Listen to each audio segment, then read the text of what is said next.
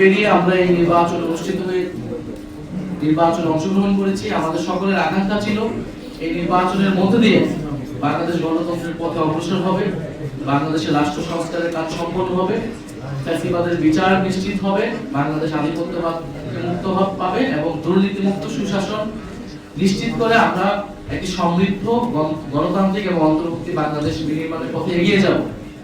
কিন্তু নানা কারণে আমাদের সেই স্বপ্ন ভঙ্গ হয়েছে, আমরা আশাহত হয়েছি, নির্বাচন প্রশ্নবিদ্ধ হয়েছে। আমরা নির্বাচনকে নিয়ে আমাদের সেই পর্যালোচনাগুলো রেখেছি।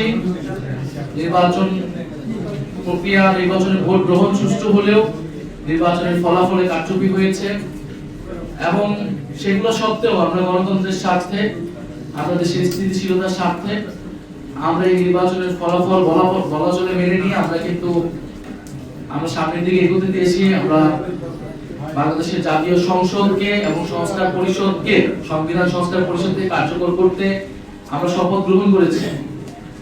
আপনারা জেনেছেন অলরেডি যে শপথ গ্রহণের প্রথম দিন, যেদিন শপথ গ্রহণ এবং মন্ত্রিসভার শপথ যেদিন গঠিত হলো, সেই দিনই কিন্তু বাংলাদেশের জনগণের সাথে, বাংলাদেশের যারা সংস্কারের জন্য প্রত্যাশী ছিল, যারা গণভোটে হ্যাঁ পক্ষে গণরায় দিয়েছে, তাদের সকলের সঙ্গে এক ধরনের প্রতারণা করা হয়েছে। সংবিধান সংস্কার পরিষদের সদস্য হিসেবে সরকারি দল তারা শপথ গ্রহণ না করে, যেখানে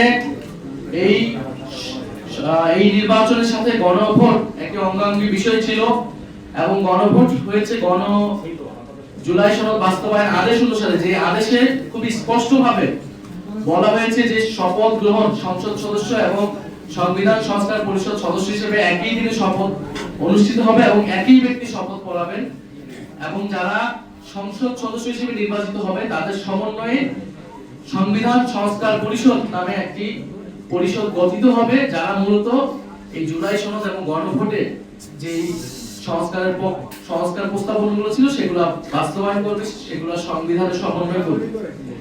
কিন্তু একটি ভুল ব্যাখ্যা দেওয়ার মাধ্যমে, সংবিধানের দোহাই দেওয়ার মাধ্যমে সংবিধান সংস্কার পরিষদের সদস্য থেকে শপথ না নেওয়া থেকে তারা নেননি, তারা বিরত থেকেছেন। আমরা দ্বিতীয়ত আপনারা দেখেছেন যে নতুন একটি মন্ত্রিসভা গঠিত হয়েছে। বাংলাদেশ জাতীয়তাবাদী দল বিএনপির নেতৃত্বে জনাব তারেক রহমান প্রধানমন্ত্রী হিসেবে শপথ নিয়েছেন, তার নেতৃত্বে এই মন্ত্রিসভা নিয়ে আমাদের কিছু পর্যালোচনা রয়েছে।